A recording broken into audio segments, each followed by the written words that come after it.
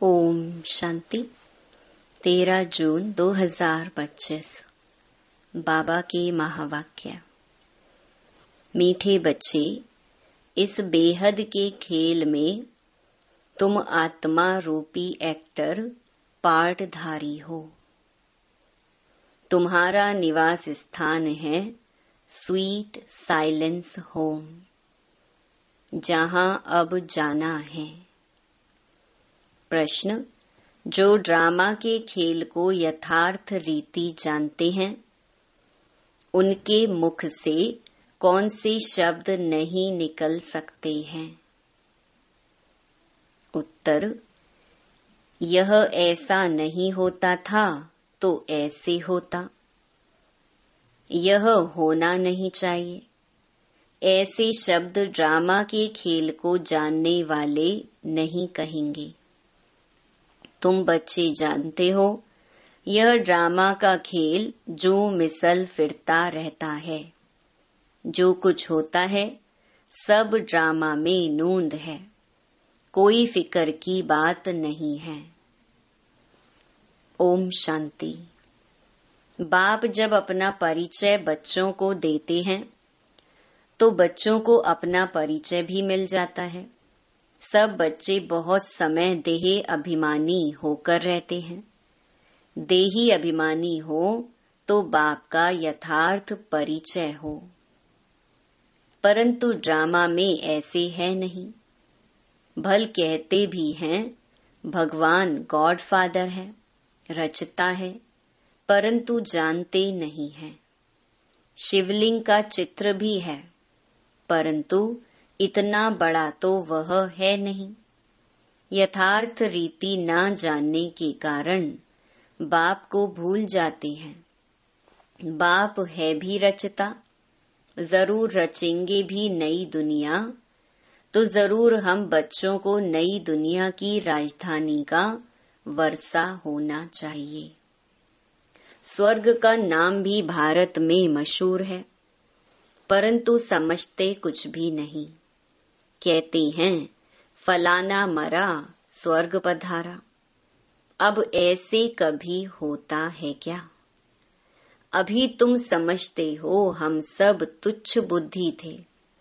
नंबरवार तो कहेंगे ना। मुख्य के लिए ही समझानी है कि मैं इनमें आता हूँ बहुत जन्मों वाले अंतिम शरीर में। यह है नंबर 1। बच्चे समझते हैं अभी हम उनके बच्चे ब्राह्मण बन गए। ये सब हैं समझ की बातें।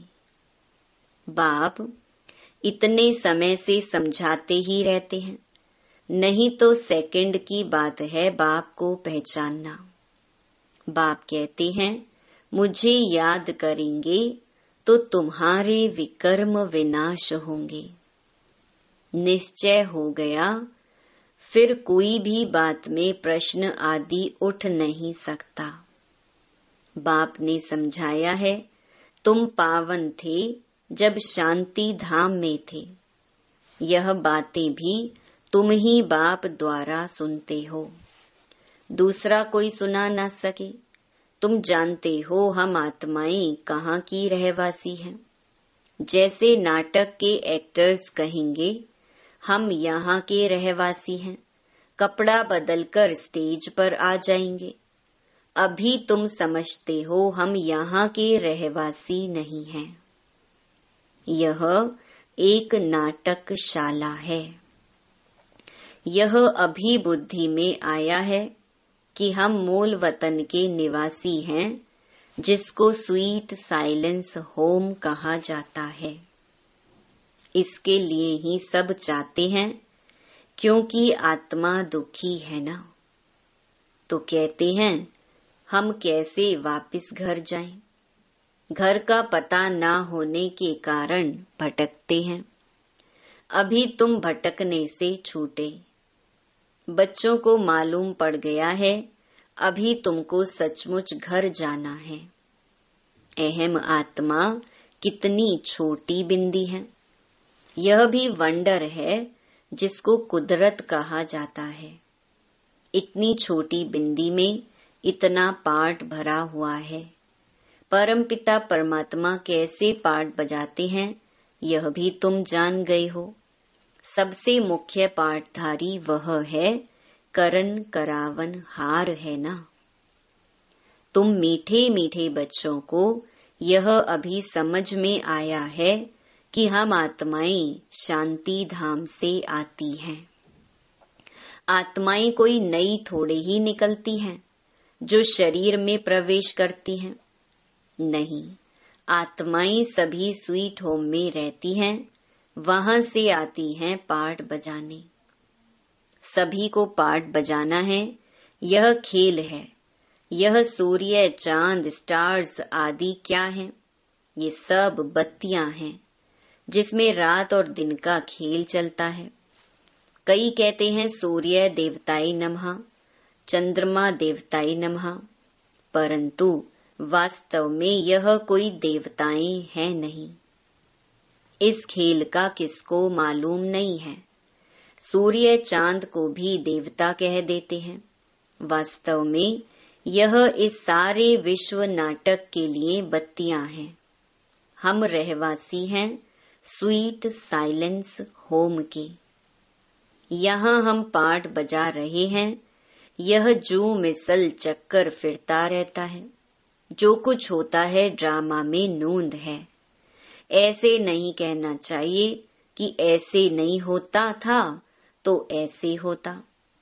ये तो ड्रामा है ना। मिसाल जैसे तुम्हारी माँ थी, ख्याल में तो नहीं था ना कि चली जाएगी। अच्छा शरीर छोड़ दिया, ड्रामा। अब अपना नया पार्ट बजा रही है। फिक्र की कोई बात नहीं। यहाँ तुम सब बच्चों की बुद्धि में हैं, हम एक्टर्स हैं। यह हार और जीत का खेल है। यह हार जीत का खेल माया पर आधारित है। माया से हारे हार है और माया से जीते जीत। यह गाते तो सब हैं, परंतु बुद्धि में ज्ञान जरा भी नहीं है। तुम जानते हो माया क्या चीज है? यह तो रावण है, जिसको ही माया कहा जाता है। धन को संपत्ति कहा जाता, धन को माया नहीं कहेंगे। मनुष्य समझते हैं इनके पास बहुत धन है, तो कह देते माया का नशा है। लेकिन माया का नशा होता है क्या? माया को तो हम जीतने की कोशिश करते हैं, तो इसमें कोई भी बात में संशय नहीं उठना चाहिए। कच्ची अवस्था होने के कारण ही संशय उठता है। अभी भगवानुवाच है, किसके प्रति? आत्माओं के प्रति। भगवान तो जरूर शिव ही चाहिए जो आत्माओं प्रति कहे। श्री कृष्ण तो देहधारी है, वह आत्माओं प्रति कैसे कहेंगे? तुमको कोई देहधारी ज्ञान नहीं सुनाते हैं। बाप को तो देह है नहीं, और तो सबको देह है। जिनकी पूजा करते हैं उनको याद करना तो सहज है। ब्रह्मा विष्णु शंकर को कहेंगे देवता, शिव को भगवान कहते हैं। ऊंच ते ऊंच भगवान, उनको देह है नहीं। यह भी तुम जानते हो, जब मूल वतन में आत्माएं थीं, तो तुमको देह थी नहीं, तुम आत्माएं थी। यह बाबा भी आत्मा है, सिर्फ वह परम है। इनका पाठ गाया हुआ है। पाठ बजाकर गए हैं, तब ही पूजा होती है। परंतु एक भी मनुष्य नहीं जिसको यह मालूम हो 5000 वर्ष पहले भी परमपिता परमात्मा रचता आया था। वह है ही हेवनली गॉड फादर। हर 5000 वर्ष बाद कल्प के संगम पर वह आते हैं, परंतु कल्प की आयु लंबी चौड़ी कर देने से सब भूल गए हैं। तुम बच्चों को बाप बैठ समझाते हैं, तुम खुद कहते हो बाबा हम आपसे कल्प कल्प मिलते हैं और आपसे वर्षा लेते हैं, फिर कैसे गवाते हैं? यह बुद्धि में है। ज्ञान तो अनेक प्रकार के हैं, परंतु ज्ञान का सागर भगवान को ही कहा जाता है। अब यह भी सब समझते हैं विनाश होगा जरूर। आगे भी विनाश हुआ था, कैसे हुआ था यह किसको भी पता नहीं है। शास्त्रों में तो विनाश के बारे में क्या क्या लिख दिया है। पांडव और कौरवों की युद्ध कैसे हो सकती। अभी तुम ब्राह्मण हो संगम युग पर, ब्राह्मणों की तो कोई लड़ाई है नहीं। बाप कहते हैं तुम हमारे बच्चे हो, नॉन वायलेंस, डबल अहिंसक। अभी तुम निर्विकारी बन रहे हो, तुम ही बाप से कल्प कल्प वर्षा लेते हो, इसमें कुछ भी तकलीफ की बात नहीं। नॉलेज बड़ी सहज है। 84 जन्मों का चक्कर तुम्हारी बुद्धि में है। अभी नाटक पूरा होता है, बाकी थोड़ा टाइम है। तुम जानते हो अभी ऐसा समय आने वाला है जो साहूकारों को भी अनाज नहीं मिलेगा, पानी नहीं मिलेगा। इसको कहा जाता है दुख के पहाड़, खूने नाहिक खेल है ना। इतने सब खत्म हो जाएंगे। कोई भूल करते हैं तो उनको दंड मिलता है। इन्होंने क्या भूल की है? सिर्फ एक ही भूल की है, जो बाप को भूले हैं। तुम तो बाप से राजाई ले रहे हो, बाकी मनुष्य तो समझते हैं मरे कि मरे। महाभारत लड़ाई थोड़ी भी शुरू हुई तो मर जाएंगे। तुम तो जीते हो ना, तुम ट्रांसफर होकर अमर लोक में जाते हो इस पढ़ाई की ताकत से। पढ़ाई को सोर्स ऑफ इनकम कहा जाता है। शास्त्रों की भी पढ़ाई है, उससे भी इनकम होती है, परंतु वह पढ़ाई है भक्ति की। अब बाप कहते हैं मैं तुमको इन लक्ष्मी नारायण जैसा बनाता हूँ, तुम अभी स्वच्छ बुद्धि बनते हो। तुम जानते हो हम ऊंच ते ऊंच बनते हैं, फिर पुनर्जन्म लेते लेते नीचे उतरते हैं। नए से पुराना होता है, सीढ़ी जरूर उतरनी पड़े ना। अभी सृष्टि की भी उतरती कला है। चढ़ती कला थी तो इन देवताओं का राज्य था, स्वर्ग था। अभी नरक है। अभी तुम फिर से पुरुषार्थ कर रहे हो स्वर्गवासी बनने के लिए।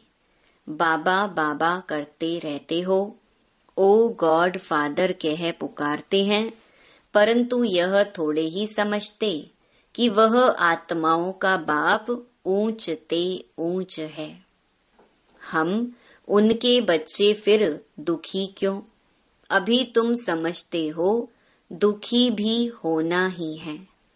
यह सुख दुख का खेल है ना। जीत में सुख है, हार में दुख है। बाप ने राज्य दिया, रावण ने छीन लिया। अभी तुम बच्चों की बुद्धि में है, बाप से हमको स्वर्ग का वर्षा मिलता रहता है। बाप आया हुआ है, अभी सिर्फ बाप को याद करना है तो पाप कट जाए। जन्म जन्मांतर का सिर पर बोझा है ना। यह भी तुम जानते हो, तुम कोई बहुत दुखी नहीं होते हो।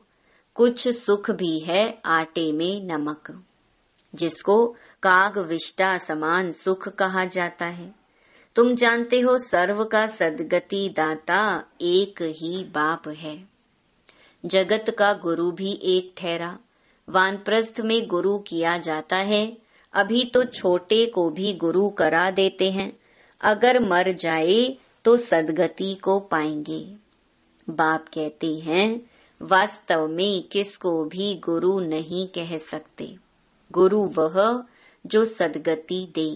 सद्गति दाता तो एक ही है, बाकी क्राइस्ट, बुद्ध आदि कोई भी गुरु नहीं। वे आते हैं तो सबको सद्गति मिलती है क्या? क्राइस्ट आया, उनके पीछे सब आने लगे। जो भी उस धर्म के हैं फिर उनको गुरु कैसे कहेंगे? जबकि ले आने लिए निमित्त बने हैं। पतित पावन एक ही बाप को कहते हैं, वह सबको वापस ले जाने वाला है। स्थापना भी करते हैं, सिर्फ सबको ले जाएं तो प्रलय हो जाए। प्रलय तो होती नहीं। सर्व शास्त्रमयी शिरोमणि श्रीमद् भगवत गीता गाई हुई है। गायन है, यदा यदा ही धर्मस्य ग्लानिर्भवति भारत। भारत में ही बाप आते हैं। स्वर्ग की बादशाही देने वाला बाप है, उनको भी सर्वव्यापी कह देते हैं। अभी तुम बच्चों को खुशी है कि नई दुनिया में सारे विश्व पर एक हमारा ही राज्य होगा। उस राज्य को कोई छीन नहीं सकता। यहाँ तो टुकड़े टुकड़े पर आपस में कितना लड़ते रहते हैं। तुमको तो मजा है, खगियां मारनी है।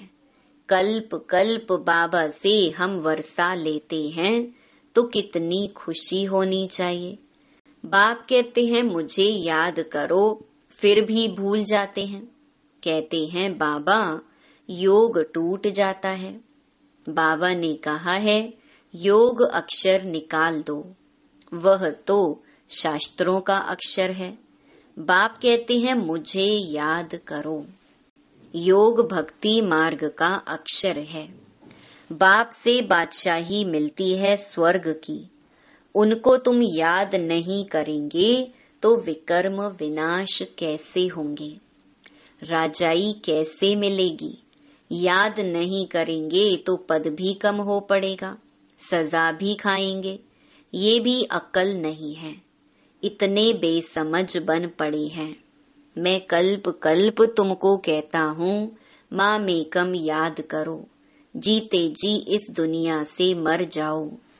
बाप की याद से तुम्हारे विकर्म विनाश होंगे और तुम विजय माला का दाना बन जाएंगे। कितना सहज है। ऊंच ते ऊंच शिव बाबा और ब्रह्मा दोनों हाईएस्ट हैं। वो पारलौकिक और यह अलौकिक बिल्कुल साधारण टीचर है। वह टीचर्स फिर भी सजा देते हैं। यह तो पुचकार देते रहते हैं। कहते हैं मीठे बच्चे बाप को याद करो। सतो प्रधान बनना है। पतित पावन एक ही बाप है। गुरु भी वही ठहरा और कोई गुरु हो ना सके।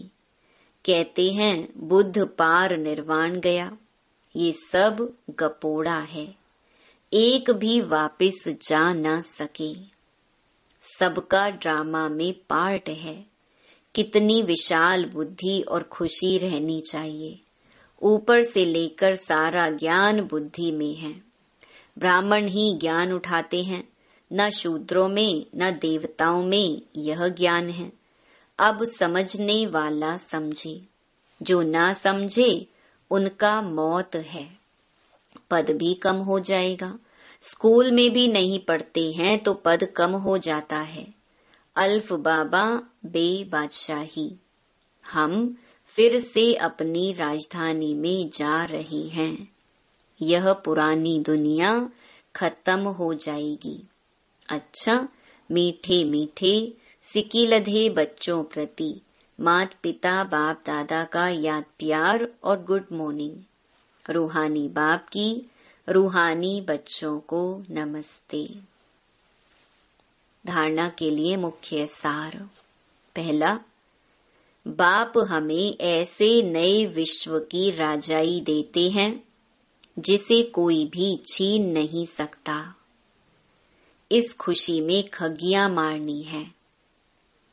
दूसरा, विजय माला का दाना बनने के लिए जीते जी इस पुरानी दुनिया से मरना है। बाप की याद से विकर्म विनाश करने हैं। वरदान, अपनी पावरफुल स्टेज द्वारा सर्व की शुभ कामनाओं को पूर्ण करने वाले महादानी भव। पीछे आने वाली आत्माएं थोड़े में ही राजी होंगी। क्योंकि उनका पार्ट ही कणा दाना लेने का है। तो ऐसी आत्माओं को उनकी भावना का फल प्राप्त हो, कोई भी वंचित ना रहे, इसके लिए अभी से अपने में सर्व शक्तियां जमा करो। जब आप अपनी संपूर्ण पावरफुल महादानी स्टेज पर स्थित होंगे तो किसी भी आत्मा को अपने सहयोग से महादान देने के कर्तव्य के आधार से शुभ भावना का स्विच ऑन करते ही नजर से निहाल कर देंगी। स्लोगन: सदा ईश्वरीय मर्यादाओं पर चलते रहो तो मर्यादा पुरुषोत्तम बन जाएंगे। अव्यक्त इशारे: आत्मिक स्थिति में रहने का अभ्यास करो, अंतर्मुखी बनो। जब सेवा की स्टेज पर जाते हो तो यह अनुभव होना चाहिए कि यह आत्माएं बहुत समय के अंतर्मुखता की रूहानियत की गुफा से निकलकर सेवा के लिए आई हैं। तपस्वी रूप दिखाई दे, बेहद के वैराग्य की रेखाएं सूरत से दिखाई दे। जितना ही अति रुहाब उतना ही अति रहम। ऐसी सर्विस का अभी समय है। अच्छा, ओम शांति।